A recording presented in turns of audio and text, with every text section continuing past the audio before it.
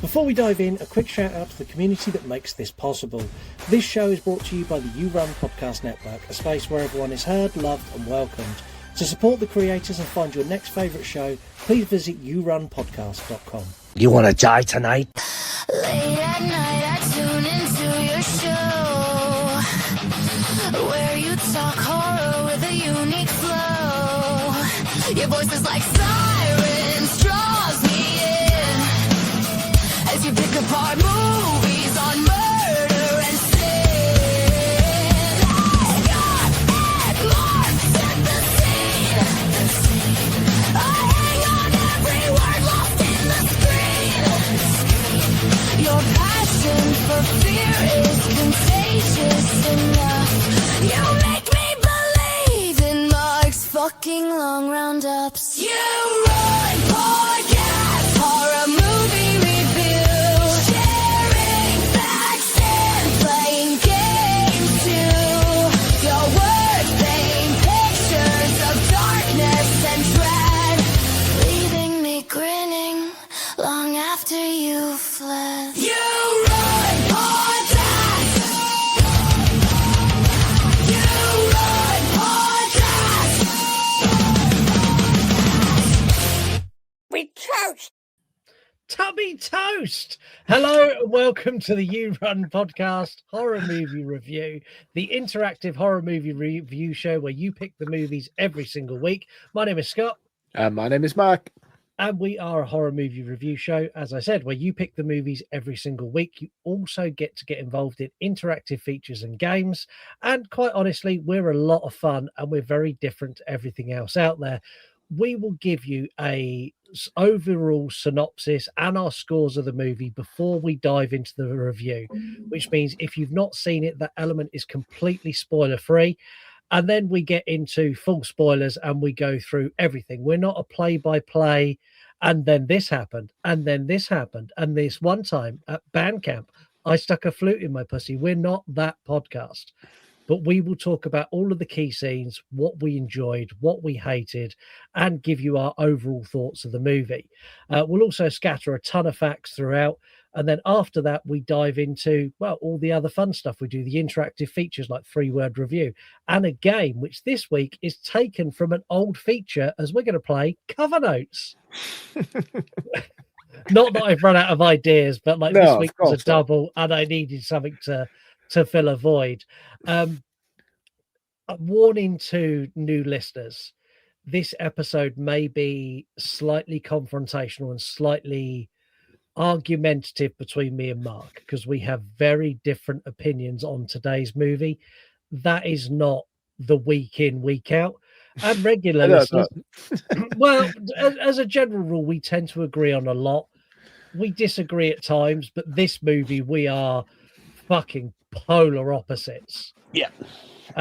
Regular listeners who like us bickering and arguing because they deliberately pick movies that cause it, you are going to absolutely love this week because me and Mark are going to be at loggerheads from pretty much after I've done my synopsis and review. From that point until we're finished, Mark is going to call me names. Pretty much, yeah. Yeah, okay, cool. We are reviewing 28 years later, not the newly released Boner Temple. We are covering the one with the zombie dong and the family drama instead. Set 28 years after the initial outbreak of the virus, the world has started to rebuild. We follow a small boy named Spike as he ventures into the world to find a cure for the mystery illness that ails his mother. The world is a dangerous place, though, filled with the infective and the new alpha infective, complete with 16-inch cock. The film steps away from the visceral terror of the first two movies, moving more to a family drama-style approach. Just like the later seasons of The Walking Dead, this is less about the infected and more about the relationships of the characters and how they deal with the day-to-day struggles of the ever-looming threat that is the infected virus zombie people.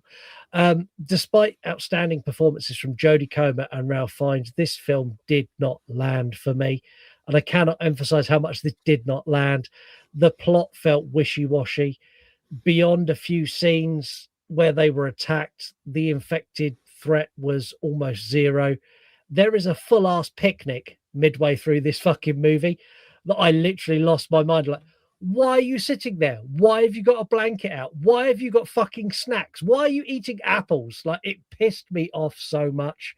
The other thing for me missing in this movie is the theme that's carried throughout the entire franchise up until now, and now they've abandoned it, which is that humans are the threat.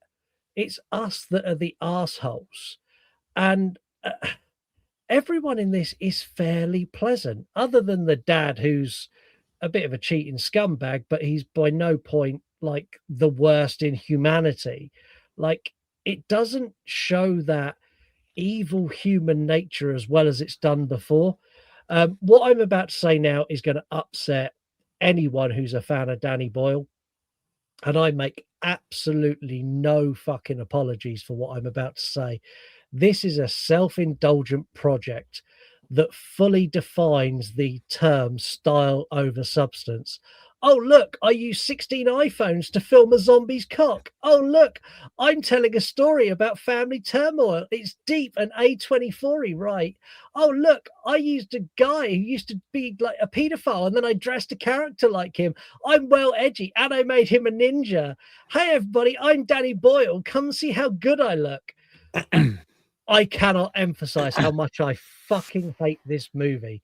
As someone who's not keen on zombie movies at all, like, they're not my thing, with the exception of a few movies, 28 days and 28 days and 28 weeks later being two of them, I had such high expectations.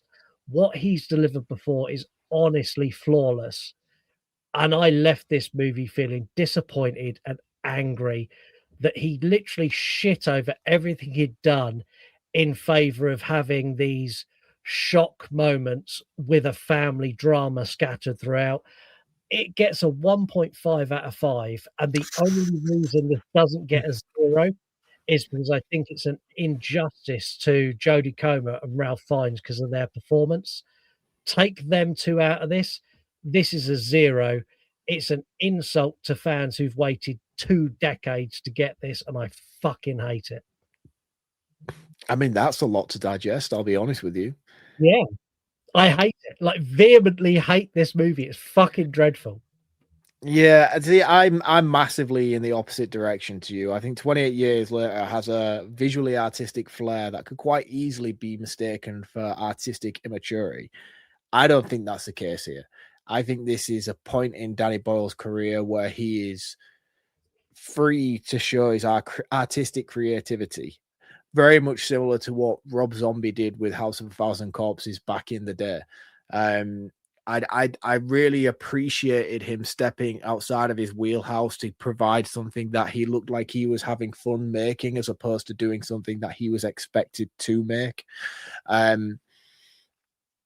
I like the soft reset in terms of stepping away from the high stakes zombie action, fast paced horror movie that everybody had come to expect from this franchise, picking up after 28 weeks later and giving it that pulled back, story focused element to something that I think this franchise needed. I think this would have quite quickly become a very tiresome project had it continued on with the same momentum and same tone as 28 weeks and 28 days. So I'm quite glad that the reset took place and that it did bring things back a little bit. And I think also you've got to take this movie in context of it being a trilogy. It was announced as a trilogy. It was set out to be a trilogy. And this is the first of the trilogy. This is a fellowship, if you will, of the latest iteration of the Danny Boyle 28 Years Later movies. In terms of your critique regarding the inclusion of the Jimmy Savile stuff, I think all the fault lies with Alex Garland in that. He's the writer. He's the one who has projected this vision. Danny Boyle's just the one who captured it on film. And to Danny Boyle's credit, I think he does a fantastic job of visually representing the callbacks to his raw and gritty aesthetics that he executed flawlessly, in my opinion, in 28 Days Later. That movie, when we did that on the show probably last year, we stuck back and was like, this is just absolutely perfection. And I think he tried to implement a lot of that in this movie. He does go a little bit mushroom heavy with it, with some of the visuals in terms of the color aesthetics and the palette tones that he uses and the way that he interjects cutscenes that feel very reminiscent of an 80s music video, a rock heavy metal music video. Stuff, the Monty Python-esque interjections of the British troops in all their armor and glory. It's not going to land with everybody, and I know that. And again, I've used Rob Zombie as a comparison to this roundup already, and that's because I'm a big Rob Zombie fan, and I love that Danny Boyle was basically just saying, this is my vision, and this is what I'm going to showcase. I'm Danny Boyle, and I don't need to deliver what you want me to deliver. This is what I want to deliver, like it or lump it. And I thought it was fucking brilliant. I thought visually the movie was perfection. I really liked the reset and the soft restart of the family dynamic and the close encounters of what this zombie apocalypse has become since the last time we experienced it. And I really had no issue with anybody involved in the movie. I thought the cast was phenomenal. And I was really on board for the story. And again, I took this in my stride as being the start of something more. You know, this was a precursor of what's to come. And I don't have the full concept of what is to come. You know, the second movie and the third movie, I might reset this and I might think this whole thing was an absolute fucking waste of my time, you know, and there's a high possibility that that might be the case. But as it stands at the moment, with this being the pilot episode of this new trilogy, I really like the balls on it to be something different. I was really invested in it. I watched this off the back of my illness after Alien 3. And it was only because I wanted something simple and something stupid to watch. And I was going to put on Deep Blue Sea, but Netflix, being the cunts that they are, have taken it off. So I couldn't watch Deep Blue Sea. So I was like, right, I'm going to have to watch 28 Years Later. And I wasn't in the mood for it at all because I know this movie has been trashed. It's been absolutely dragged through the mud. So I went in with very, very low expectations. And I came away from it being completely shocked at the general reception that this movie had received. I thought it was fantastic. I'm very, very excited to see where it goes. And for me, this was one of the biggest surprises of this year. Had I seen it last year, I probably would have had a similar experience to everybody else, because you have that sort of build up in your mind of this is 28 years later, you know, we're coming 28 days, we're going 28 weeks, and now we're going to get this big fucking onslaught of rage virus carnage, you know, and I've seen this film drag through the mud. So for me, I just had really low expectations going in, and I was just so pleasantly surprised at what it actually was. It was really enjoyable for me, and I'm so excited to see where it goes next. This is getting a 4 out of 5. Okay. I get it. I say it all the time. I literally say this every single day, at least 10 times on social media. Film is subjective. And what you'll get online when you say, I love this or I hate this, is you'll get a lot of people who jump on and say, you are wrong. I'm not going to say you are wrong, because you had that experience with this film. 100% for you, it's a 4 out of 5. Like for me, I hated it. And I think one of the biggest problems I have with this is that soft reset. And also the fact that we jumped to 28 years later, because I know there was an original spec script written for 28 months later, where what happened there is the rage virus again had been quelled in Europe and it was contained to the UK. The British military had got hold of as many infected as they can, and they'd weaponized it. So what they'd done is they'd weaponized it, and there was actually a Chinese special forces that had come over to the UK to try and neutralize this new weaponized threat. And then you followed a family through that story, and knowing that script exists, and then watching this, I watched the whole thing going, oh, but we could have had like the Chinese special forces like fucking hunting these motherfuckers But again, down. like that just seems so fanciful to me, and I don't think this is a franchise that requires it. You know, it's one franchise within the zombie subgenre that is always being grounded in its reality. You know, and this does make perfect sense within that it's pushed back, and the UK is being quarantined and shut off from the rest of the world, being the island that we are. You know, and to have that sort of weaponized aspect of it, I wouldn't buy into that, because I just don't see that being a plausible situation for us as a UK and the rest of the world. For what purpose would we weaponize these zombies in order to just think, right, well, we're going to take on the rest of the world with zombies? It just doesn't make any sense in that sense. And I get it. I understand what you're saying, and one thing I will raise, because you brought it up, that this is the first in a trilogy. Yeah. I'm going to quote something. It won't be verbatim because I can't remember exactly what you said, but I'm going to quote something when we watched X. I knew you were going to fucking use X against me tonight. I do not want to have to wait to watch another movie to appreciate this movie more. But again, I don't feel like I need to. The problem you had with X is that they dropped in bits that didn't get answers to them. So that was my issue with X. X was a story that required multiple movies in order to explain its origin movie. This movie is a self-contained movie, and had it not had movies coming after it, it wouldn't need them to explain this movie. And that's the difference. This movie stands on its own 2 feet. Its story is self-contained, and it makes sense within the time jump from the second movie to the third movie. The fact that we have those movies coming does make more sense to where this story is going, but it doesn't need those follow-up movies in order to explain this movie. And that's the difference between this and X. Yeah, I'll take that. Based with the box office performance of the Bone Temple, there's lots of rumors we may not even get the third movie. I don't think that's going to happen. I'll be honest with you. I think even the newer movie, Bone Temple, isn't doing great. I think that's more due to the reception of the first movie. But as far as I'm aware, the reviews for Bone Temple are phenomenal. Like, people are already like, this is the best movie of the year. I will be very surprised if anything overtakes it, which makes me more and more excited to see it. And the stupid thing is, like, for me, like, because I hated this movie so much, I don't have that desire to watch Bone Temple. And I think that's part of the reason it's doing so badly at the box office, because there's so many people like me who watch this and went, what the fuck have you done?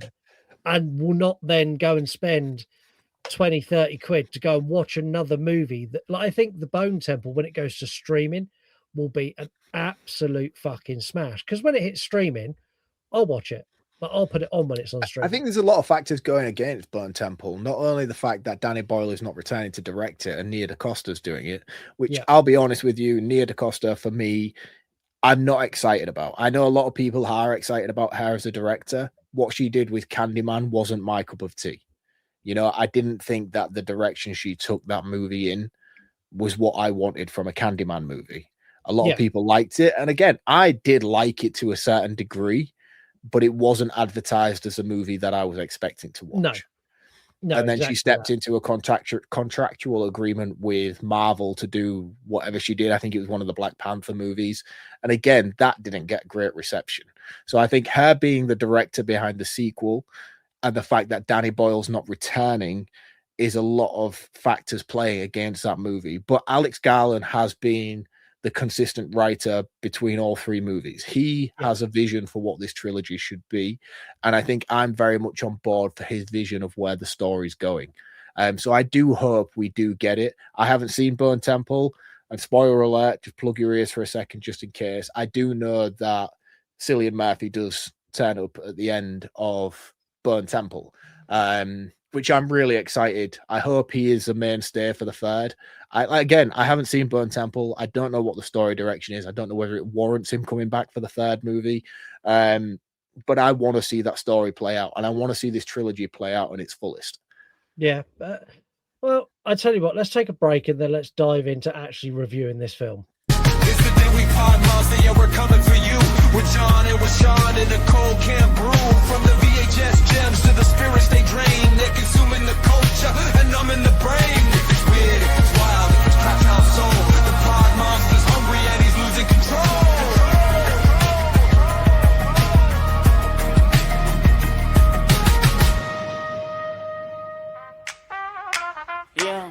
It's movies 4 days where the film rap reigns. With Newman on the mic breaking down the frames. From the sci-fi thrills to the horror and the noir. He's taking every genre and he's raising up the bar. It's a deep dive journey through the silver screen haze. Yeah, we're lost in the magic of movies 4 days. Word. Movies 4 days. Word. Movies Go- Today takes a jazzy jingle. I think that's fucking awesome. Go and check out both Movies for Days and the Dewey Pod Monsters podcast. They're actually both founding members of the You Run Podcast Network. They're both fucking awesome. You've got John, Sean, and Newman. All three of them are exceptional in very, very different ways. So go and check them out. Also at yourunpodcast.com, you'll find all of the other members of the You Run Podcast Network. We've got everything from TV reviews to deep dives into cryptids and like true crime through to like movie reviews, like not just of horror but of action movies. Like we've got a bit of everything, and that's all available at yourunpodcast.com. Also on there you'll find links to all of our social medias. We are absolutely everywhere. We are at You Run Podcast. You'll also find a link to our Patreon, and on our Patreon you get access to this show almost a week before it drops for everyone else. You get access to True Crime an entire month before everyone else gets it.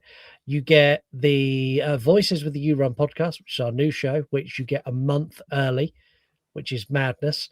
You also get exclusive episodes. And when I say exclusive episodes, you get reviews, you get my top 100 horror movies, you get me showcasing loads of the stuff I've got behind me and like doing unboxings. I have a video coming where I am going to take a punt and I'm going to unbox a very expensive NECA because I want to display it, and I'm actually going to unbox it. And I there's part of me that doesn't want to, but you get that as well. You also get YouTube early release episodes, and you get all of that 7 days a week for less than it would cost you to go and buy a Starbucks coffee. Other coffees. Can I do Patreon episodes? Yeah, record something, send it to me, I'll upload it, like whatever you want to do.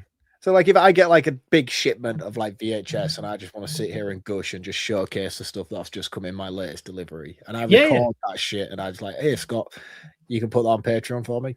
Yeah, you could do that. Like, fuck, I'd love you to like do that. I'll edit it, stick some jazzy music behind you, and fucking upload. I want Movies for Days music. I want his jingle on mine.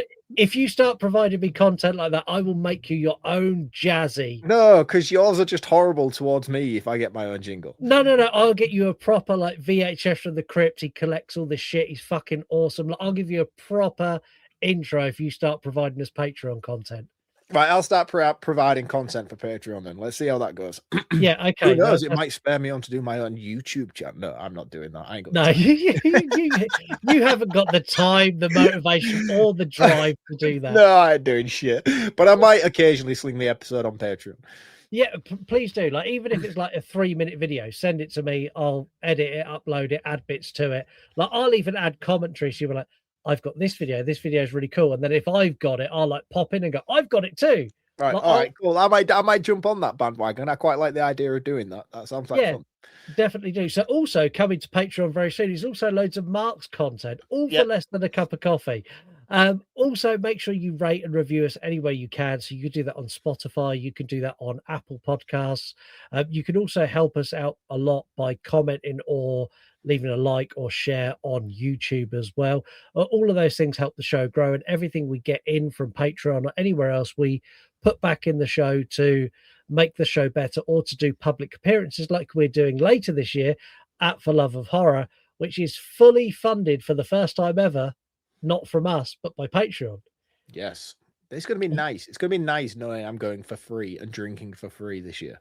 Yeah, but Patreon bought us many beers this year in the future. It's awesome.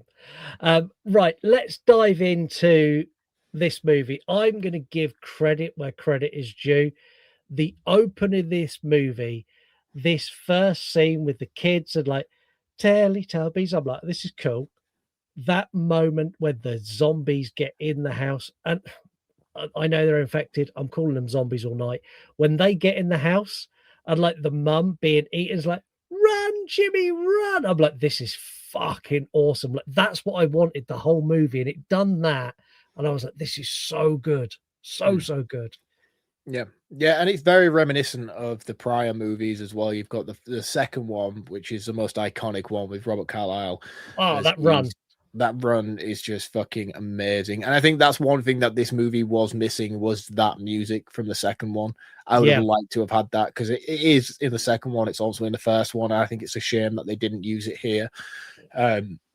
But again, that's another reason that makes me feel like this movie is very distinguished between its peers in terms of having its own individuality. But in comparison to the opening sequences from prior movies, I think this one does a very good job of standing on its own and having. I really like the interaction between young Jimmy and his priest father as he sacrifices himself to the higher power. It's like, this is God's work, this is his intention. I think that seems really, really cool in the church. To take my tacky cross and my sovereign rings. But again, like it didn't make an awful lot of sense in terms of if his father genuinely believed this was the case, why would he try and save his son from it? And I think that was a little bit misguided in terms of what they were going for with the story. But again, it was a really, really cool scene. It was a really cool opening, and it very much felt in continuation of the prior movies for me. Yeah. Yeah. And I'll be honest, for the first, I would say, third of this movie, I was fully invested. Like, I love it when we get this like island that's on an estuary, and they've like, it's such a secure place. It's such a cool setup of this. Like, the tide comes up, no one can get near, and when the tide's down, they've got all these like fucking like archers and shit on. Like, it's a really cool place. It's a cool location. It's like it's like the fucking Walking Dead, man. Yeah, it's very reminiscent of like a town in The Walking Dead. And I'm like, this is cool. I like this. I also think the family's really good. Like, Jodie Comer is awesome. She's fucking phenomenal. Everything I've seen her in, she's just awesome. Villanelle in Killing Eve, she is chef's kiss. She's incredible. I also love like the kid actor. I think the kid actor does a great job. Do you know who I don't like? I don't like the guy who plays the dad. Aaron Taylor Johnson, his Scottish accent is fucking boo, man. It's terribly bad, man. And I like Aaron Taylor Johnson. I love him in Kick-Ass, and I think the dude has a very, very exciting career ahead of him. And I say that as somebody who he's been in the game since he was a teenager. You know what I mean? He's just not had that sort of movie or break yet that he deserves. For me, like, I would have cast him in what's that cooking show that everyone's really mad about? Is it like Chef, or it's not Chef? It's oh yeah, I know. I can't remember. Yeah, I know exactly what you mean. The guy who looks like Gene fucking like Willy Wonka's son. Yeah. He would be perfect for that role in that. I really like Aaron Taylor Johnson. I think he's a phenomenal actor. I just think his dialect coach let him down a little bit with his performance in this movie. His Scottish accent's shocking. Do you know who he needed? He needed Barry from Wolfman's Got Nards. Would have like helped him nail that perfect. He would have done. And I don't think it was necessarily bad. Do you know what I mean? I don't think it was like it wasn't terrible. Great. It wasn't great. And I think when you've got Danny Boyle behind the camera, who is an English man, being like, do you know what, dude? I think your accent needs a little bit of work. You know, I'm a British man and I'm very much familiar with the Scottish accent, and you're not quite hitting it where you should be. The problem is, I think he went too hard into it. He was full like, okay, the new. He like went right in with it, and I'm like, oh, you need to dial it down, and like, especially like you get the like the conversations with him and his son. When he's talking, he's got such a thick, broad. There's times I'm going, hey, what do you say? And even like the kid who plays Spike, you see him going, what? You say that again? I want to get all the good bits covered. This movie looks phenomenal from a directorial standpoint and set design, and visually, this film is beautiful. Arguably one of the most pretty movies of last year. Yeah, I thought it looked phenomenal, but it also has that very amateur aspect to it as well, which was one of the things that I said in my earlier roundup, is how I think that this was Danny Boyle just having fun with what he was doing, you know, as his vision for what this story should be. Yeah. I think as well as he showcases how phenomenal he is as a director, he also introduces a lot of aspects that I don't think necessarily translates very well with general audiences, you know? And I do think that a lot of the disappointment comes with it is with expectation for what this movie should be. Because I think if you do break it down to an artistic standpoint of the visual aspects, he executed it perfectly in my point. The only thing I would really pick Danny Boyle's directing apart from is his use, his real insistence on the slow motion segments. He does them in real quick succession very But early on. they would work better. Give me those slow motion sections and give me the original score with those. I'll buy them a lot easier. It's not even that. It's more like it's just like a Marvel thing. You know what I mean? Yeah. Like it's this superhero era of world that we're living in that he seems to have fallen into that disappointed me. And it weren't because it looked bad. But what he did was the scene where they make it to the mainland and they start taking out the zombies. They have the slow zombies, and then things just start to go to shit. And they're doing that runaway scene. It's really fucking cool for what it is, where it's like 2-man, you do yours and you run, and then I'll do mine and I run. And like, that's all fucking epic. I love it. But every single arrow that was shot was slow-mo, camera panned, slow-mo, camera panned, slow-mo, camera panned. And it was great. And I loved it the first time. And I thought that looked really good. And I loved it the second time. And I even loved it the third, fourth, and fifth time. But the problem was that he did it. He 10 did times. Even the 10th time he did it, I thought that looks fucking great. But the problem was that he did it within a 10-minute segment. He did all of that 10 minutes, and it was like slow-mo, slow-mo, slow-mo. And like all of it just seemed to contain itself to this 10-minute segment of the movie. And then he never utilized it again. You know, it weren't even like it was like, yeah, we're doing like the Matrix, and this is what we're going to do, and this is going to be our vision throughout the film. It was literally done once, repeatedly, and then never utilized again throughout any other segment in the movie. It weren't like we got to a scene where Alpha ripped the skull out of somebody's body and he utilized that slow-mo angle thing that he'd done prior again. He'd just done it consistently within this moment, and it just didn't work for me. You know what I mean? It was like too much, too fast, too soon, spread it out, utilize it, but utilize it well throughout the movie. And he didn't. He just, oh, that looked really good, the way that I edited that for that particular scene. And he just banged it all in. Yeah, he just banged it in that whole 10-minute segment and just used it on every single arrow shot within that 10-minute moment. And it's like, that's not how you do it, man. You know, like have one arrow fired, use a slow-mo, bang out 30 arrows, then use it again, have 10 minutes go by, have a bullet fly out of a gun, then use it, you know, have an Alpha rip a skull out, then use it, and then not use it again. But he didn't. He just contained it all to this 10-minute montage segment, and it just felt off. It just felt really off, you know. And I don't want to criticize the way it looked, because it looked really cool. It was just a case of too much, too soon, spread it out, man. Yeah, it was overkill, and I really enjoy this early segment, like Spike and his dad going to the mainland, and this being like a rite of passage. Like, you're old enough now, little boy, it's time to go to the mainland. You're going to kill your first infected. We're going to make it's almost like the first time you take your kids camping. Yeah, like it's like, we're going to go do this, we're going to light a fire. Like, it's that kind of vibe. And I really like the way this plays out, that his son's not very good, like with these early zombies, but his dad doesn't mind, because his dad is fucking shit hot with a bow. So he's like, go on, take your shot. No, it's all right, I'll get this one. Right, take your shot again. He keeps giving him chance after chance. I really like that. Like, he's a very encouraging dad in this moment. He's an asshole later, but we'll get to that. And they end up like held up in this house. And like the whole segment of getting in the house and getting in the loft, like this whole bit, I was fully in. Like, I fucking like this opening from the bit at the beginning when we get the young Jimmy through to this point. I'm like, this is phenomenal. I love this. Danny Boyle is faultless, fucking brilliant. Yeah.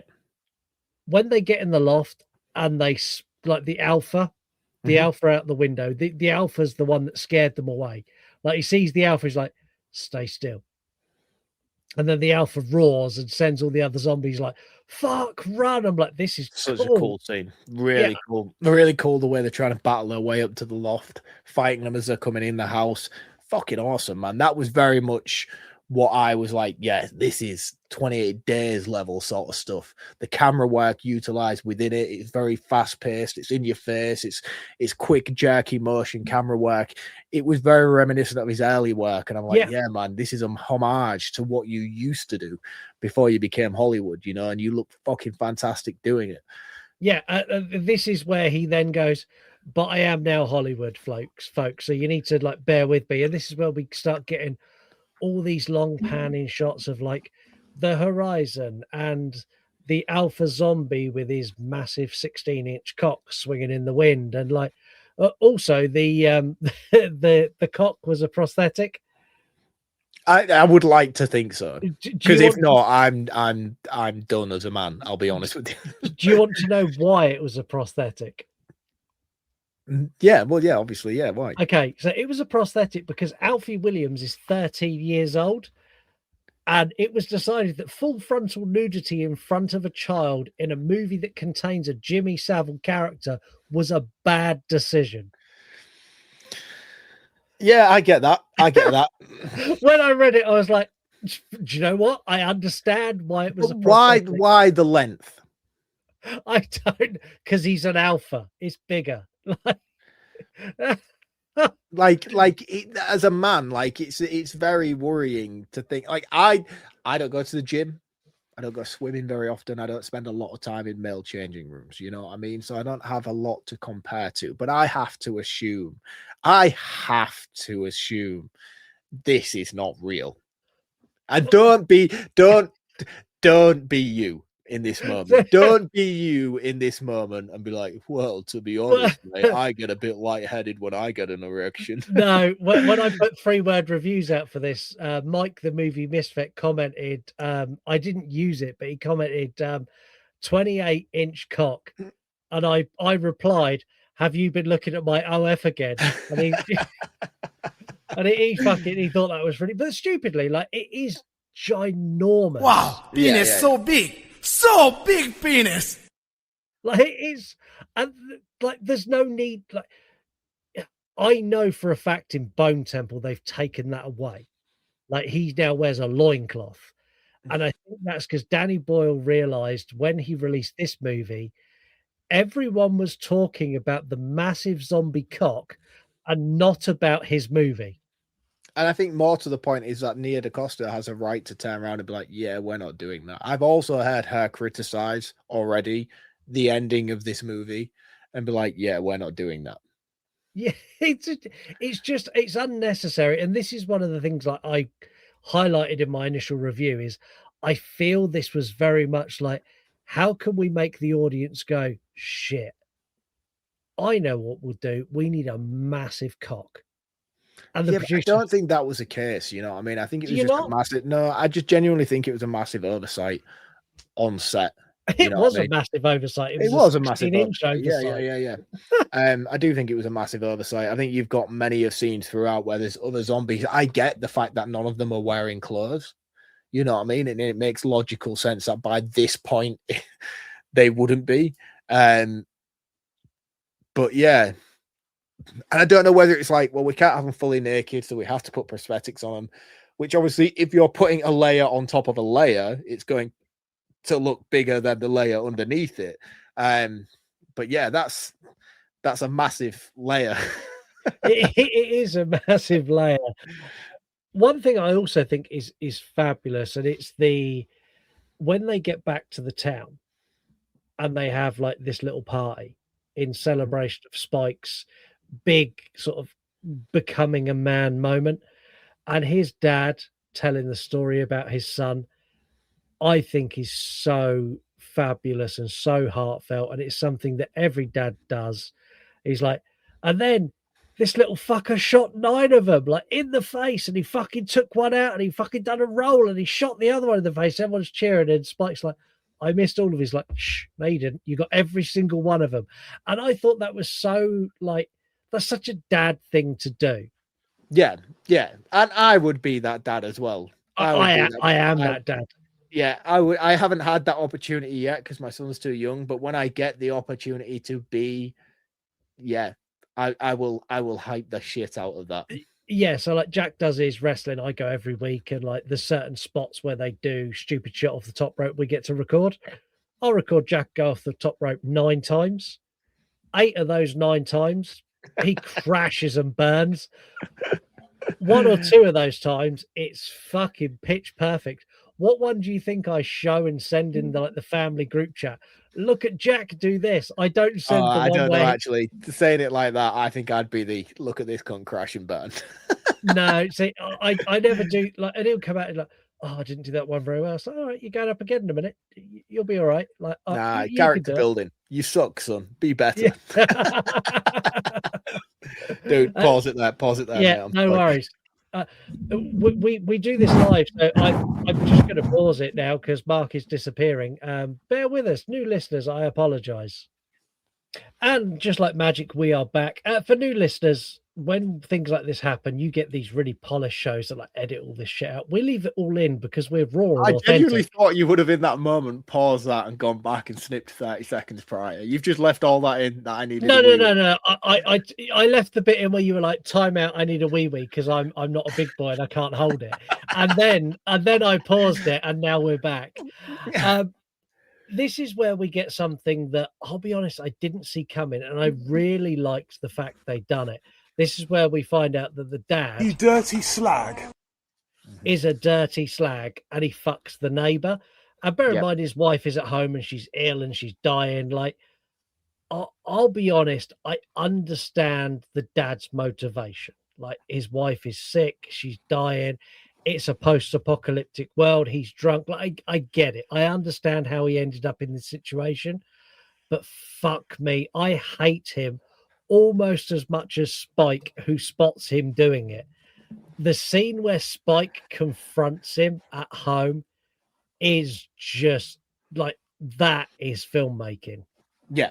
It's the most authentic piece of storytelling within this entire movie, to be honest with you. The way that it plays out and the realism of it is so authentic. And I think both of the actors in this, Spike and Aaron Taylor-Johnson, bring their absolute A game in delivering this scene because you genuinely feel it.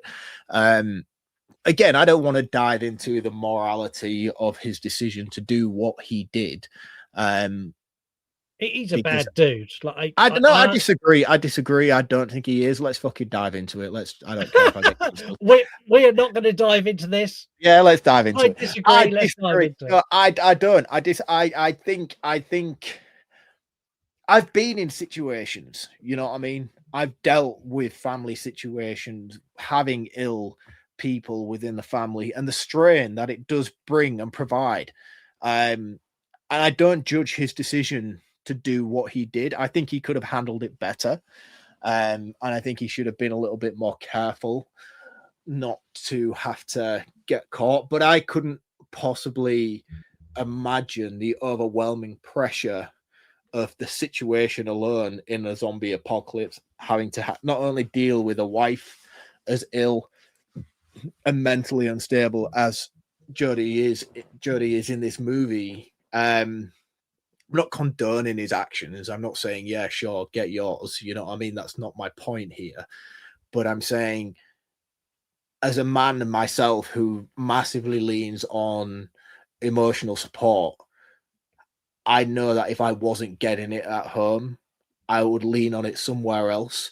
And I'm not saying I'm condoning cheating. That's not my point here. No, I'm not condoning the act itself. No, but I understand what you're saying. He's not getting he's a struggling man, you know what I mean? Like, his wife's very ill, he's raising his son, and as well as doing so, he's also taking on the weight of this entire village who looks up to him as a hero and the Arnie of the town, you know, and he has a lot of pressure on his shoulders, you know. And I think behind all good men is a good woman, you know, and I strongly believe that wholeheartedly. And I think I get why he would need that outlet, you know, and not from a sexual standpoint. That's not my point entirely. I'm not like, yeah, you get your son, whoop whoop. That's not what I'm trying to say at all, you know. It's not the act itself, you know. I think it's just the support. It's the support, it's the companionship. Like I say, I understand why he's done what he done. I don't think it necessarily makes it any better. And I understand why Spike reacts how he does. The young kid Spike, where he's like, so yeah, is mum dying? He's like, no, I don't know. He's like, if she dies, are you gonna fucking shack up with the neighbor? And his dad's like, what do you mean? He's like, I saw you with her. And his dad, the worst reaction of a parent ever, just give him a backhander, just slap. How dare you? And this Yeah. was Spike runs upstairs, like cuddles with his mum. The dad comes out and he fucking pulls a knife on his dad. I'm like, oh shit, he's gonna kill his dad. And his dad like snatches the knife and he's like, get the fuck out and leave me and mum alone. I'm like, oh dude, this could go so bad for you. But I'm like fully on board with like the set of bollocks you just grew to stand up to your dad to say what you've done is wrong. And I'm not scared of you and you need to leave. I'm like, you go, little man. You fucking tell him. Yeah. I mean, this story itself resonated with me really, really well. I'm not going to dive too much into my whole story and my whole life thing. I don't need the wipers and the tears and stuff, but I had a very similar situation growing up. Not due to adultery or anything like that, you know, but I had one of those moments in my life where I confronted my father on a situation similar to what was happening in this. And we had a fight, you know what I mean? I was a 15-year-old boy and I give my dad a black eye, you know. I give my dad a black eye, and it was very reminiscent of the way that this story unfolded with Spike and his father, you know, and it proper resonated with me, man. Like I was sat there like, fuck. Like I felt everything that was going on in this scene.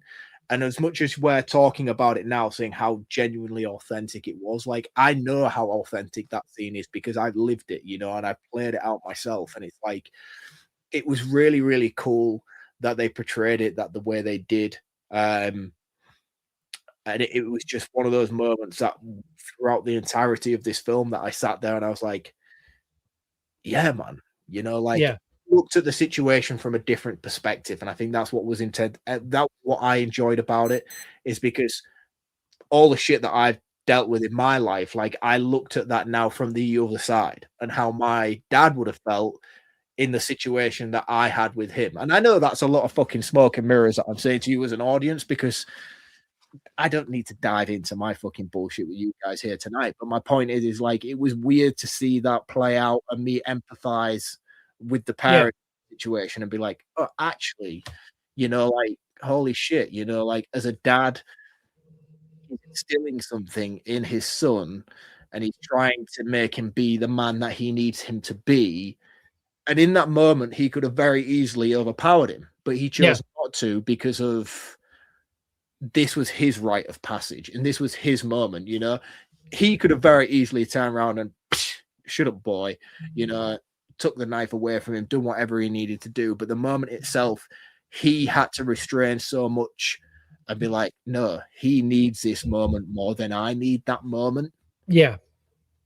And it honestly, it's a phenomenal scene, and I absolutely adore like I'm still on board. Like I've said vehemently how much I fucking hate this movie. Like right now, where we are in this movie, I'm like, this is great. I love the expedition they've done. I love this whole shit they've done when they've come back. Where it starts falling apart for me is now.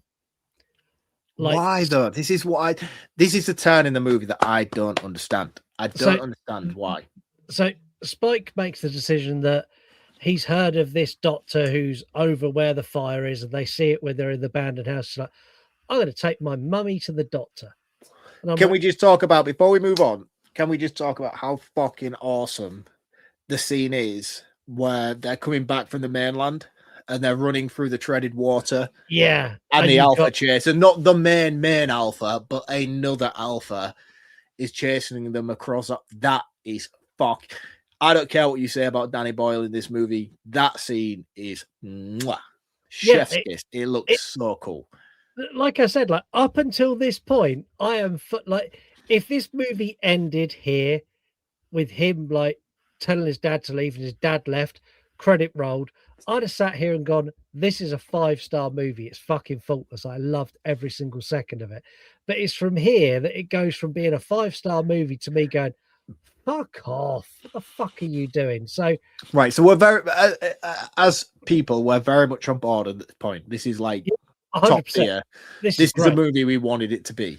Yeah, this is God tier, 28 years, And 28 for me, days. it continued on from this point. So I want to know what it is. I need you from this point on to take the reins and break it down at what let you down from this point on. Because I felt the consistency rode through, in my opinion. So from here, you get Spike's like, I'm going to take my mummy to the doctor. And he Mhm. sets the fire and he gets outside. Cool. On board with that. Then they Also, you've do got to this- understand, take into consideration the scene that he's just had with his father. He is now at a point where I'm the man. Oh, yeah, I I'm the get man it. of the house. This I is my get- duty as a man of the house to make sure my mum's well. I fully get it. And like they get outside and then we get this kind of like they go for a wander. There is a bit where his mum is like we find out later she's dying of cancer, but she is not with it. She's not switched on. She's very drowsy and dopey and off with the fairies and hallucinate. Like she's got loads of fucking issues. And they go for this wander, and there's a bit of she's like, I'm quite tired. And they sit down, and he lays out a full fucking blanket and lights a fire. I'm like, what the fuck are you doing, you stupid little dick? You're like in the middle of nowhere, you've got no fucking real protection, you're just like chilling out. And then they end up at the fucking like Abbey style like place where they're broken down and they sleep again. And we get these weird, like this is where it starts doing these weird flashy cuts. And like, is it his dream? Is it not his dream? And it turns out like an infected come in and his mum had this moment of rage and smashed the infected's head in. And I'm like, I don't like the way it's filmed. I don't like the way they're portraying it as like he's kind of like I'm helping you now, but she's still in control. I don't like the way they do all of this, but where it really falls off is when they go to the next bit. They meet the Swedish guy. But I don't want to move on from this scene before you go on to the Swedish guy, because for me that scene makes perfect sense in my opinion, especially when you come full circle with the overarching story. I like that they portray him because he's had this moment of glorification against his father. He is a man, he is a charge, and this is a scene that really brings it back home that he is just a child, you know. And for me, and I think that's why this scene's so overglossed. It's not. This is a very important scene. It showcases that he's just a child in this world. He's making silly decisions and he's doing stupid stuff for the greater good, if you will. But the fact that his mother is bouncing in and out of what we now know is consciousness due to her illness from cancer, she has to step up in this moment and be the adult and be like, no, you're fucking right, rein it in. I'm going to have to deal with this situation while I have this very rarity of moment in my consciousness and bring this back to where it needs to be. You know, and I think for me, I think that's what a lot of people are missing in this movie is like they're portraying the story from a perspective of multiple characters. You know, the first section of the movie is built from his dad's perspective. I'm going to make my son this. I'm going to make my son that. And then the narrative shifts. You know, when Spike steps up to his dad, you get that brief inkling of where Spike wants to be the man he needs to be, but he's not ready to be that man, you know, and it follows on from there to the point where Jodie Comer has to step in and be like, you're not ready yet, you know. And if it hadn't been for the brief moment where I had a clear sense of sanity, we would both be fucked in this instance. If I'm honest, I wish the zombies ate them both. Dickhead, I hate you. Do you know? Because what comes after is like we meet the Swedish soldier and like the UN peacekeeping force, and he gets fucking stranded in England. He's like, I'm never going to get back. And they do this thing where he kind of helps them and they're like making their way through, and they end up in the train car where Swedish guy gets his head ripped off, which is cool as fuck. Awesome. Like this, like massive big dick alpha. I like the build up to that scene as well, with the inclusion of his character and the things that they're talking about, and he's and like the questioning her sharing. mother. The scene Yeah. with his phone, and he's like, "Oh, what's that? I've never seen that because I've never been to the mainland." And Where he what shows his girlfriend is like, "Why does like, she look weird?" He's Dude, like, I laughed my ass off. I'm like, I literally live in a society full of women that literally look like that. he's like, oh, she's like the girl we've got in the town. He's like allergic to shellfish and like her lips smell like that. I'll give it like So that was fucking funny good. as fuck. And like the sharing the apple, he's like, you got a lot of apples. He's like, yeah, it's kind of all we got. He's like, fuck it, it's all I'll take it. And like the alpha killing him's really, really cool. Yep. The zombie birth. Mm-hmm. Fuck this movie Love it. For a multitude of reasons. One, it's dumb as shit. Why? It's dumb as shit because, like, it doesn't make any sense for a zombie to give birth and the alpha to be there almost like I'm the baby daddy, because I don't buy it. It doesn't work for me. Also, there is another movie that is infinitely as shit as this that done this better. If you say Dawn of the Dead remake, I swear to God, I'm not coming back next week. No, I'm going to make it even worse. Army of the Dead done this better. This concept of a alpha with a female zombie that got pregnant and gave birth. Army of the Dead done it better than this. I disagree. I massively, massively disagree. I think the fact that they're showing the level of intelligence that these zombies have, but they don't, and the growth that they're evolving to the situation they're in, only amplifies why this would make logical sense for reproduction. You know, it might not be a pretty scene, especially given the size of the fucking dong on the alpha. But the fact that she is pregnant and the fact that they do have this birth, I really liked it. I think this has been handled better than any other zombie movie I've seen try to do this type of thing. But what's this whole, like, the rage virus fully takes over your body, you're full of rage and you need to fucking attack people. At what point, one, does the mum go, I'm going to hold her hands? And at what point does all of a sudden this rage virus just slips away? She goes, oh no, I'm human now. I'll hold your hands while I get. It's bullshit. It's fucking stupid. No, I don't. I disagree. I disagree. I really disagree, man. Do you know what I mean? I think it's done very, very well to the point where you can see the lack of trepidation with her as she's going to do it. But the vulnerability within the zombie only amplifies that they are evolving as a society of people, you know, and they're learning, they're evolving. This is 28 years after. You're comparing them to the initial consistent rage that you get in the first couple of movies. To the good movies. No, because this is a good movie. That's my point, you know, and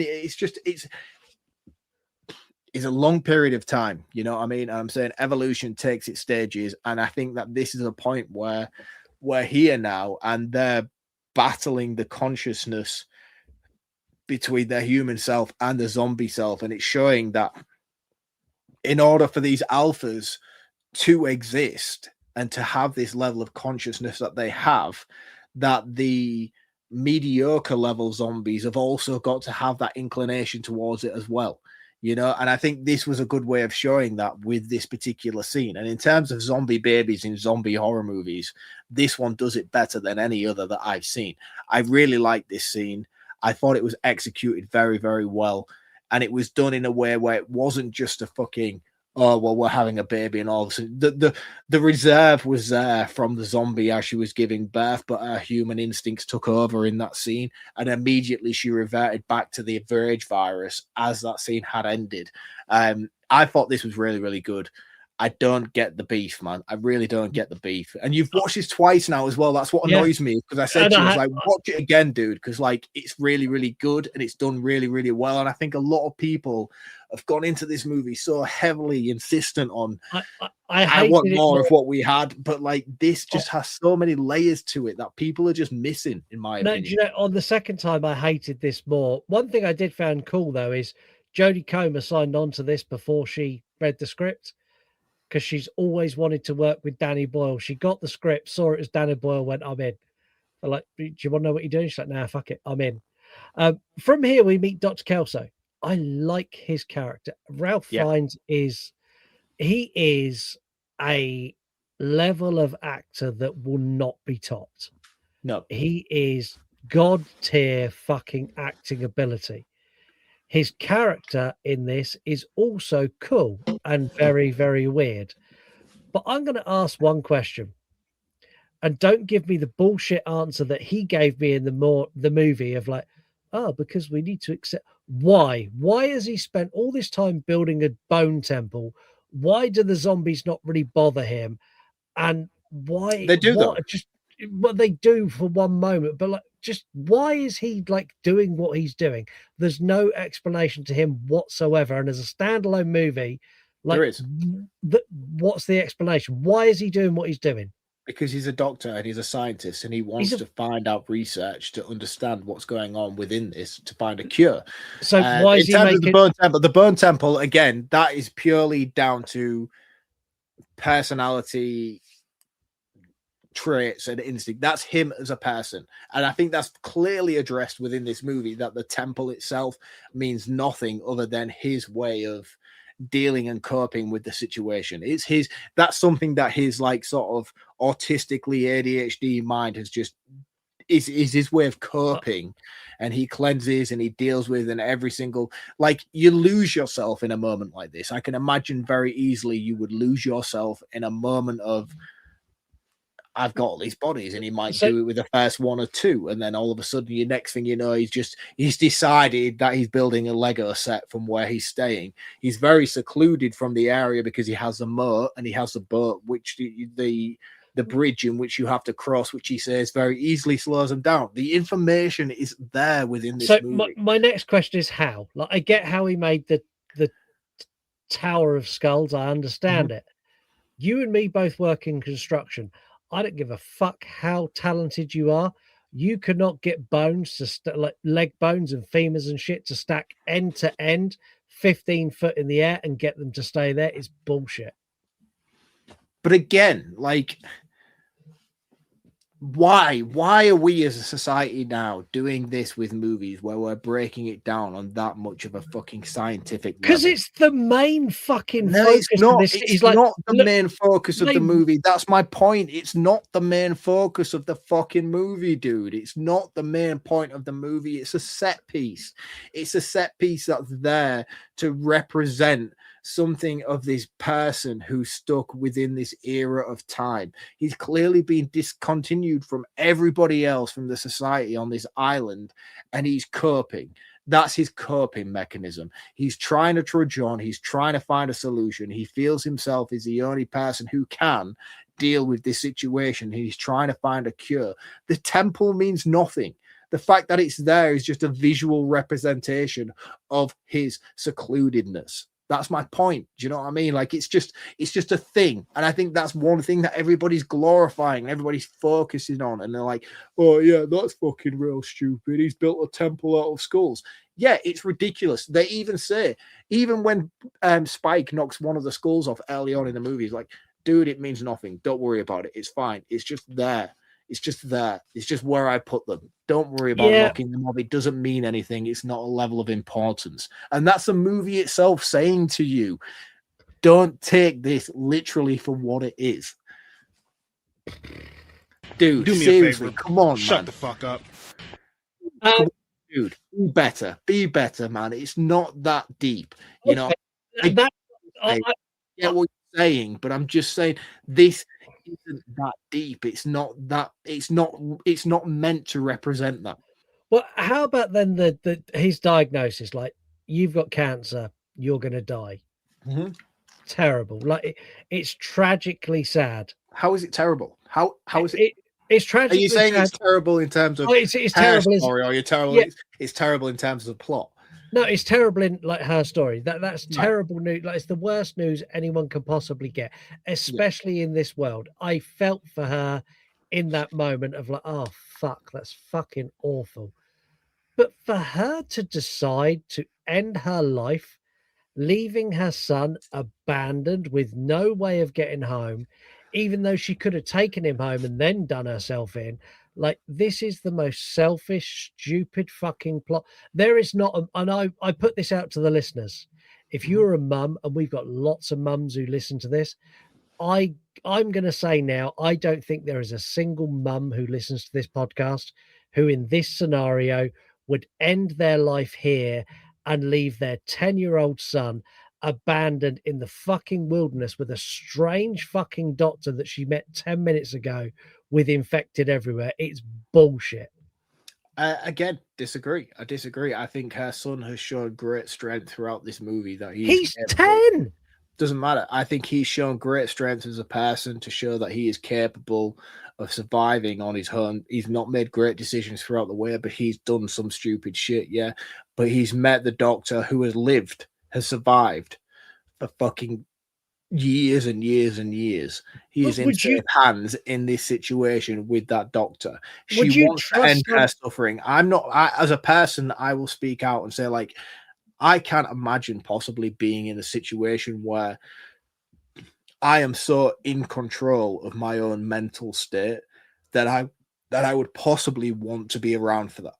And I think the fact that she wants out is very justifiable. You know? I agree. It's justifiable that she wants out, but out in that scenario where her son is with a strange man who's not seen a woman in fuck knows how long, in the arse end of nowhere, miles away from their home, with their 10-year-old son and infected everywhere. It's bullshit. Like, that is the most selfish fucking bullshit decision. You have abandoned your child in the most dangerous, perilous position ever. And I don't buy it. Anyone who's listening, like, if you're a parent, please call into the show. Would you do this to your child in this scenario?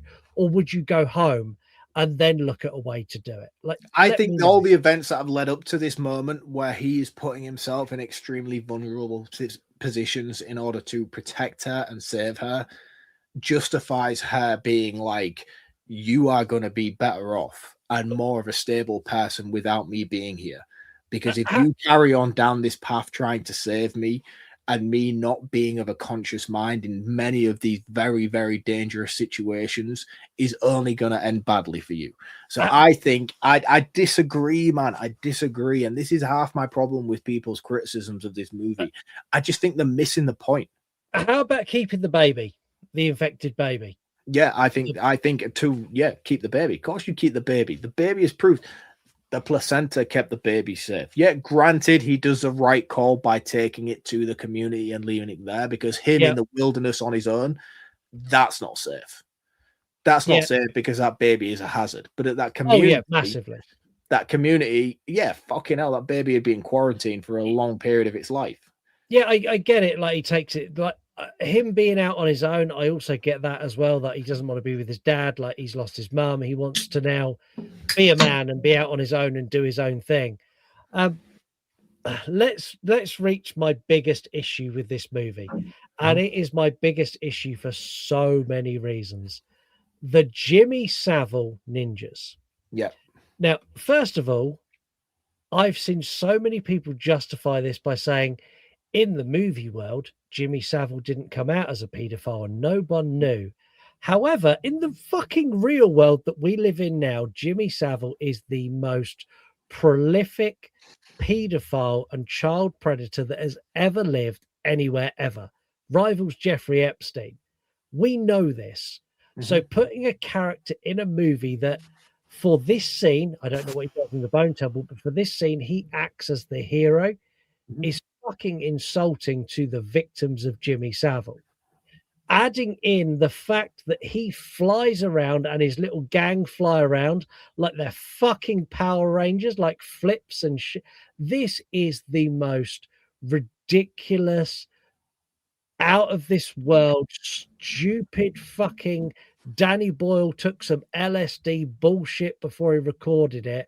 Like, what the fuck is this scene? It's wrong on so many levels, from a film perspective, as all of a sudden they can jump 30 foot in the air and fucking attack people with ninja stuff. Bollocks. The fact he is a glorified paedophile and you're now glorifying him in film when there's surviving victims of this man. Like, it's just fucking atrocious. It's absolutely disgraceful. I fucking hate it so much. Yeah, I fucking love it. You woke motherfuckers need to shut the fuck up. I don't care. I thought it was fucking brilliant. I thought the justification for the story of it was absolutely perfect. I think the way that this virus was introduced in an era where Sir Jimmy Savile was a fucking hero amongst the UK community, and the fact that this virus took hold while he was in that threshold and that precipice within society is more of a glorification of what this should be. I like it. I like it. I think it does a really, really good job, and it's showcasing exactly where society is. And you might disagree with what I'm saying, and you might go the whole, you're glorifying pedophile. I'm not, and that's the whole point of it. Thing is is the fact that as a society, people have glorified this man for so long, and that this era of time is stuck in that period where everybody was glorifying him. But this era of time, offended by it. There's so many other people, but there's so many other people they could have picked that had the same level. But it wouldn't have had the level of impact. It wouldn't have the impact. The impact is there. That's my issue. They chose it for shock value and shock value. It wasn't for shock value, though. I don't think it was. I don't think it was for shock value, man. I don't think it was. I think it was because it was something that was relevant to make people understand the impact of the apocalypse itself. Why didn't they choose Jim Davison? Why are you offended? Why are you offended by this? I'm not offended. I just think it's fucking disgusting. Like, why didn't they choose Jim Davison? Because he's a fucking paedophile, and Jim Davison's not a bad person. He's made a few. He is a bad person. Yeah, but he's a paedophile. He's not a paedophile. But why choose a character? Why base a character on someone who is arguably the world's worst prolific predator of all time, who has surviving victims? Why take that character and at the end of this movie glorify that cunt? They're not glorifying it though. How are they glorifying it? Because he fucking jumps in and saves the day and like shakes his hand with all his moody jewelry and his shit Jimmy Savile clothes. But that's not Jimmy Savile fucking saving the day. That's just a character's perception of what Jimmy Savile was before the apocalypse happened. And that's my point. They're not glorifying Jimmy Savile. They're not saying Jimmy Savile saved these people. They're not saying the fucking Power Rangers saved these people. It's just saying that this was an era of time where these children grew up watching television, where Jimmy Savile was a prevalent character. The fucking Power Rangers were a prevalent character. You know what I mean? Nobody's been like, oh, well, the fucking Power Rangers. It's not the point. Jimmy Savile's not the point. The Power Rangers are not the point. It's the time that the point is when time stood still and what was relevant at the time. And that's what it pisses me off about situations where everyone's like, they're glorifying people. They're not glorifying Jimmy Savile. They're not glorifying pedophiles. They're just doing it to justify the time period that came to a standstill. And the fact that it's using Jimmy Savile is more prevalent because it's saying everybody in this time period justified this character and was saying that he was Sir Jimmy Savile, a national icon, and what a difference a small period of time can make. And my point is that people who are saying, this is so offensive, I'm so offended by this, I'm so shocked to my core by situation, you're wrong. That's not the point, dude. I think you missed the mark of it. I think you missed the mark of it. I disagree with you. We're not gonna. No, we don't need to argue about it. You know what I mean? But I don't like the fact that everybody's saying that if you agree with this and you think this is good, then you're wrong. You and me know each other. You and me know each other really, really well. I'm not offended by this. Like, it doesn't offend me that they've done it. I think it's in poor taste, and if I'm honest, and probably the best way you could describe what you wanted to say. It's in poor taste, and I genuinely think Jimmy Savile was chosen over other people like Jim Davison or Bruce Forsyth and other British celebrities who were also at the peak of their career when this happened. Jimmy Savile was chosen because he was the one who would elicit the most response from the general public. But again, like, I think that's movie making. You know what I mean? Like, I don't disagree with it. I don't disagree with the decision to do that.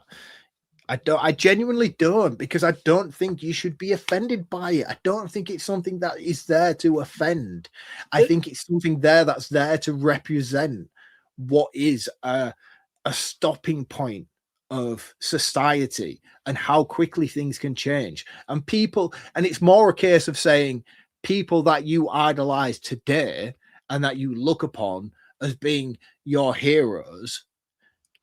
Anton Deck is a prime example. I'm not saying Anton Deck is fucking bad. Don't be No, throwing no, no, pedo shade at Anton Deck. that's my point. That's my whole point of the situation, though. That's what I'm trying to say. That's my whole point of it, is that people will look upon Anton Deck and be like, they're the greatest things that TV has ever seen in British society. But 10 years later makes all the fucking difference. And that's the point of what they're trying to represent. They're not trying to offend. They're not trying to upset anybody.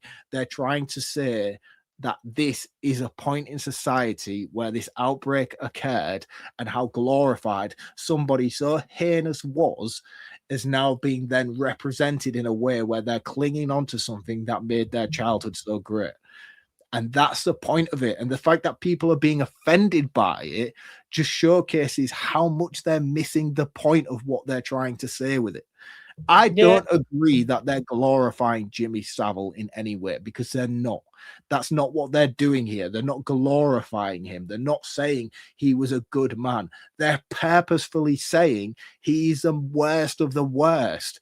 But at a time period where this apocalypse broke out, he was the best of the best. He was a Rolf Harris on fucking pet program he did. You know, Rolf Harris. That's another one they could have chosen. Why didn't we have the Harrises? But it wouldn't have made any difference because they're both equally as distasteful as the other. The point is that there was a moment in time where Rolf Harris was on everybody's screen every Saturday night, and we all loved him and glorified him. Can you guess what it is? A day, a switch like that, and a moment is gone, and yet you're still in a moment where you're thinking that this is the greatest thing to ever happen to society. And that's the point of the situation. It's not there to offend. It's not there to shock. It's to showcase that something like this, when the world comes to a standstill, how different things would be. And I think for me, I think they did it perfectly. I think they really, really did. I don't get the hate on this scene. I really don't. And I'm so excited to see what they do with Bone Temple and how they bring his character into life, because they're not going to show him in a good light. Jimmy's not going to be a good light in that film. It was a brief introduction of his character and everybody's just run to the hills with it. This was 30 seconds of a flawless movie, in my opinion, that everybody has now fucking cast a shadow on it because of woke mentality. And I don't think it's right. I think after discussing this, I somehow hate this film more than I did at the start.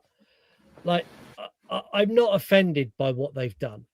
Like, it winds me up that they chose the person they did when there were so many other people they could do. And I think they've done it for shock value, the same as the 16-inch cock. It's cheap filmmaking to go, oh, look, oh, fuck, oh, there's a big cock. I think it's that mentality. I don't think I should have to watch 28 years later The Bone Temple to fucking appreciate this more. Like, that pisses me off. I'm going to end it. I don't think you need to either. I don't think you need to. I don't think this movie gives you the reason to now need a sequel to justify it. I think it's a self-contained story. But I don't think this film contains enough for me to warrant it as a decent movie. I mean, my ending gambit on this is fuck this movie. You can keep The Bone Temple and your pedo ninjas, and I hope the third film gets cancelled. 1.5 out of 5 stands. And again, that's purely for the fact that Jodie Comer in this is incredible. Ralph Fiennes is incredible. The rest of the movie, just fuck this movie. I hate it. I hate it so much. I hate you and I hate everything you stand for. You're a prick. dude. Shut the fuck up. Honestly, I don't get it. This was a masterful execution in terms of directorial performance from Danny Boyle. I think what he did was culminated something that was so reminiscent of the first movie and interjected that new Hollywood flair to it. And I was really on board with the ride. I loved the story of the characters and how they progressed throughout this story, and taking things from different perspectives, from the father's perspective to the son's perspective to the mother's perspective to the doctor's perspective, right throughout. shifting narrative was a really, really good writing perspective from Alex Garland. I'm excited to see what he does with the trilogy. I really don't understand the hate amongst this movie. And I genuinely think, in all honesty, had you taken away that segment at the end with the Jimmys, people wouldn't be hating on this movie as much as they are. But in the current society that we live in and this weird woke mentality that we're dealing with, everybody all of a sudden seems to feel like it's okay to jump on the bandwagon and hate something over a minute aspect of a story. This movie is impeccable in terms of its acting, its directing, its story, its score's fantastic, and visually it looks beautiful. I don't get the hate. I don't get the weird bandwagon society that we're all living in, where because one person hates something, we all feel like we need to fucking uniform against it. I'm on an island with my perspectives on this movie, and I'm probably going to get a lot of backlash for the things that I've said in tonight's episode. But I don't give a fuck, to be honest with you. And that's the way you should be. Yeah, somebody needs to stand up and just call bullshit when it's bullshit. You know what I mean? I can fucking smell it a mile off, and I think it's fucking sprayed all over this movie. I don't think it deserves a hate, and I think you're all a set of fucking idiots. Well, shall we play a game? I think we should, because I'm about to fucking blow up, mate. You've pissed me off tonight, dude. You've really pissed me off tonight, mate. You round up annoyed me. The shit you've said pissed me off. So let's just fucking bring a lighter tone to it. I'll play a soundbite which will bring your mood right back up, and we'll play a game. I like my dudes huge. She likes her dudes huge. We used to do a segment on the show called Cover Notes, where we'd ask you to replace the cover note on the movie with your own. So we decided we'd come up with some of our own. You've got some, I've got some. How do you want to do this? Do you want to alternate them? Do you want to do like me do mine, you do yours? How do you want to do it? I have brought to the table, let me just count how many I have, because I feel like you probably have more than I do. So therefore you're more likely to go first. I have a total of 4. I have 7. Right. So you definitely need to go first. Okay, then. 28 years later, we're really committing to this slow burn thing then. I like it, but I hate it. My next one is 28 years later, with dongs as long as it's runtime. 28 years later, you waited 20 years for this? 28 years later, the movie you have all been waiting for, featuring a story that no one asked for. 28 years later, The Walking Dead, season 12. All right, I like that one. 28 years later, Voldemort's retirement. Oh, that's good. I like that. I like that a lot. 28 years later, the only thing dying is tension. 28 years later, where even in the apocalypse, your dad is a cunt. 28 years later, a dramatic exploration of why some franchises just stay dead. 28 years later, did Rob Zombie make this? 28 years later, a fix it no one asked for.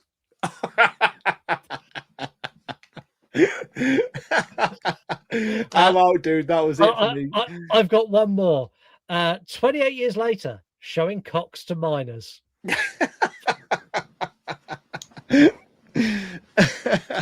I like that. That's a good feature. That lightened the tone a lot. Let's do 3-word review. I ran Muhammad 85. That's a terrible username. It really is a terrible username. Big Zombie Wang. Horror Bitch 86. Utter fucking crap. Dave B Movies. World shittest father. I agree. Mark does not. No, I do to a certain degree. Considering the apocalypse nature of it, he should have been better. But again, I understand. I mean, I'm not saying he's right. I'm just saying I understand it. Yeah. Woods Podcast 1. Alcohol is essential. Fucking right it is to get through this again. Give me back my horror movies. Fuck that ending. Colin Firth Museum. Jimmy's wigs. Cringe. The wigs were bad. The wigs were bad. I liked his team though. And Dissect That Film Pod, who pretty much summed up everything I think about this movie in 3 words. Forgettable and boring. People, man. People. Yeah. And that is 3-word review. So let's do Mark's favorite feature with his favorite soundtrack ever. It's the VHS hunt. Let's take a punt on the VHS hunt. I don't care what you say. Mark is not a... I always want to go to gay on that because it just reminds me of say. Well, if that's where you want to go. No. It's not where I want to go. I just say I know what the initial what it's supposed to be, but for some reason. If this wants to be your coming out party, like I can give you some. No, we're not going down that road. We're not going down there. So for me this week, obviously, 28 years later, doesn't have a VHS release, but it does for the OG. 28 weeks later. Now, this was a very difficult tape for me to obtain. This was very hard. This was a very much of a back end of the release of VHS. This is not one that you can just easily pick up and find. You know, it takes a lot to be able to obtain a copy of this. And this is one of my prized possessions, you know. The red spine alone on the shelf just looks absolutely glorious. There's only one other red spine on my shelf that looks as good as this one does, and that's Shaun of the Dead. But I'm saving that for hopefully a later episode in the podcast runtime. Didn't 28 Monkeys have a red spine as well? It did, but to be honest with you, at 28 Monkeys, it's 12 Monkeys. 12 Monkeys, sorry. I'm stuck on 28. I'm stuck on 28 because of this movie. Yeah, no, 12 Monkeys, which is here. Glorious, glorious tip. I own this as well. In fact, there's not many movies that you can probably say at this point that I don't own. 12 Monkeys is fantastic. But for some reason, this has been displayed very poorly for the copy that I have. So it's very pink. So in order to show you a contrast, it's very pink because it's sun faded, because whoever's had it has had it sat in a window. Oh, that's just. I love 12 Monkeys. It's a really cool film. But anyway, 28 days later, fantastic VHS. I love this. This one also contains the making of 28 Days Later, which is a really, really cool featurette. It's not very often you get featurettes like that on a VHS tape. But again, this was one of the ones that was released later on in VHS's runtime. Yeah. And when making ofs and things like that were introduced to DVDs, and they also tried to incorporate them slightly into VHS tapes. It's a cool making of. Don't get me wrong, it's a very cool making of if you're willing to stick around and watch it at the end of the VHS. But yeah, this one's an expensive tape. It was a hard one to obtain, and it's a prized possession in my collection. So yeah, that's the one that I'm showcasing this week. I'm hoping going further on down this featurette, it's going to get a little bit more challenging for me to, like when we did Five Nights at Freddy's, that was cool because I had to think of something to try and incorporate. And going forward, we will get many episodes down the podcast line where I'm going to have to try and really loosely connect something that I have in my connection, and that's going to be the fun side of this segment where I have to weave in a thread that's going to make it tangible. New release episodes, we do one a month, but they're going to be the ones where you're like, I'm going to be clinching at straws, and some of the fucking fables that I concoct in order to make it justifiable for this week's segment are going to be very entertaining. But it is always fun to have a movie where I can showcase something that's very cool. And I think this is one that is fucking awesome. You know, this is a cool tape, very cool. And yeah, that's it for me this week on VHS. Yeah, I love that. Make sure you go and follow Mark. He's at VHS from the Crypt on Instagram, where you'll see a lot more of his collection than he showcases here. Also at Reviews from the Crypt, where he reviews horror movies as well, and he does a really good, like, your written reviews are fucking awesome, and I need more of them because there hasn't been enough We need more. No. I am writing. That's the thing. I do write all the time. And people just like, oh yeah, you don't put reviews out. You don't. I do write all the time because I do it. But like the thing is with my review page, it started as a very much a therapy for me. You know what I mean? It was a very therapeutical thing for me to do, to sit down and talk and write and just put things to a page and talk about what I liked and what I didn't like and things like that. And I still do that all the time. So I have a backlog of things that I want to put out for you all to sit and read and come back at and talk shit to me for my opinion. It's probably what I'm going to get more than ever for this episode. Oh yeah. Yeah, definitely. So I have more of those to come, and I am still doing it. It's just I don't have the time to format it. I don't have the time to put it out there. And who knows? When the kids get older and I have nothing to do with my simple life, and a plethora of reviews, I'm sure. And also, even without new content, Mark has got literally thousands of reviews on there you can go and read. So go and follow at Reviews from the Crypt and at VHS from the Crypt. And that was the VHS hunt. Let's take a punt on the VHS hunt. I don't care what you say. Mark is not a gay, apparently. Thank God this episode is over. Like, this is the most heated you and me have been for fucking ages. It has. And I want to say now, like, regardless as you as an audience of what you think and how fucking drafty and waspy me and Scott get throughout an episode, there's never any heated. No. Like, you know what I mean? Like, there's never any drama. Like, it's already gone. Do you know what I mean? Yeah. Like, if anything, I wouldn't approach most people with the level of spit and fucking anger that I come towards you with certain things that I have an opinion, and vice versa, you know. And I know that, do you know what I mean? And like, there's a lot of you probably sat there now thinking, these guys aren't going to be here next week. No, not even for a second. You know what I mean? Like, there was a lot of reserve in the shit I wanted to say to this dickhead right now regarding exactly. You know what I mean? So it's one of those where, like, we need to have a moment, like, some of the exchanges we have via text, via our DMs. At some point, when we have a really vicious one, I might just message you and go, can we share it? Because some of the shit we say to each other. But I love it for that reason. Yeah, I love it for that reason. You know what I mean? You're the most open that I can be with anybody. You know what I mean? And I can say anything that I want to say and come out with the most fucking heinous shit that I want to say. So when situations like that get heated on the show, like they have this evening, and the audience are probably sat there like, oh, what's going on with those two? Nothing's going on, not even in the slightest for a second. Do you know what I mean? It's just that we are that genuinely close as friends that I feel like I can be that much of a dickhead and he can be that much of a dickhead to me, that it's okay. You know? And when mics go off, like when we switch off this episode, the first words out of my mouth or your mouth will be, good episode that was. Yeah, right, cool. What you do this weekend? And like, it's all forgotten. Like, it's just for the review. Exactly. I'm going to say now, this episode in particular, don't forget, you can share your opinions. You can do that on Spotify in comments. You can do it on YouTube in comments. You can send us a voicemail. We had no voicemails this week, but you can do that. Instagram or X, go to the DM section. There's a microphone button. Push it. Say what you want to say. Push it again. We get that recording.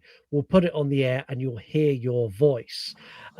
We're going to be back next week with a brand new episode and a dive into Return to Silent Hill. That episode, I'm pleased to announce, will also include an interview with fucking Pyramid Head himself, Mr. Robert Strange. Like, I am so fucking excited to share like, we haven't seen the film yet. Full disclosure, me and Mark haven't seen it. It's being fucking panned everywhere. I'm going to say it now, regardless of what me and Mark think of the movie, if we come on here next week and say we hate it or we love it or wherever we are, the interview with Robert Strange, like, that guy is such a guy, like the nicest guy you'll ever meet, with so many projects under his belt and so many other things he's doing. And also talking about like Silent Hill, working with Christopher Gans. There's so much that you need to hear from that guy. plus whatever me and Mark have to say about the movie, good or bad. What's your And his thoughts? name is cool as shit. The fact that he hasn't got his doctorate is fucking shocking. I'll be honest with you. I'm going to ask you now, like, we'll predict. Where Mhm. do you think you are next week? Do you hate it? Do you love it? What's your score?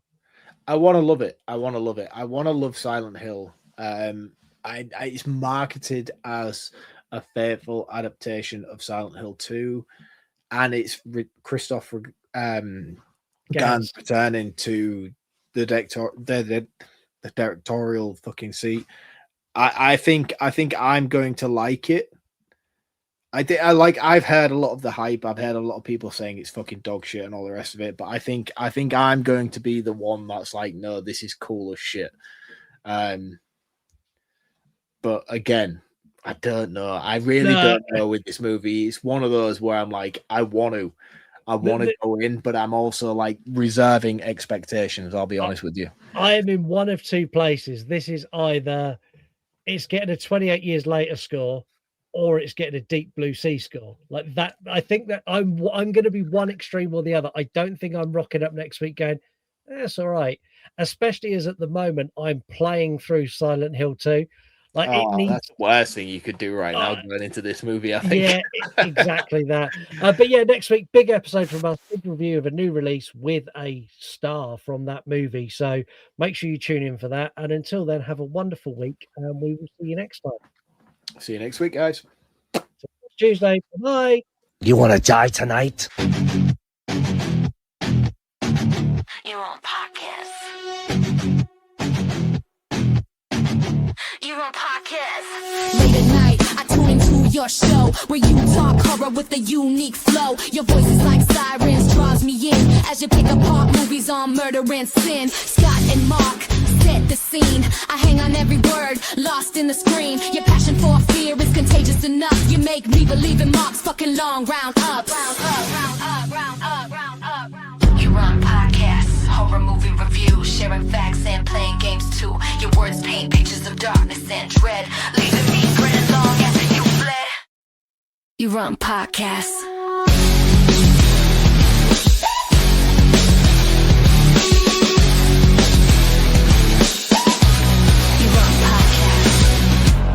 You dirty slag.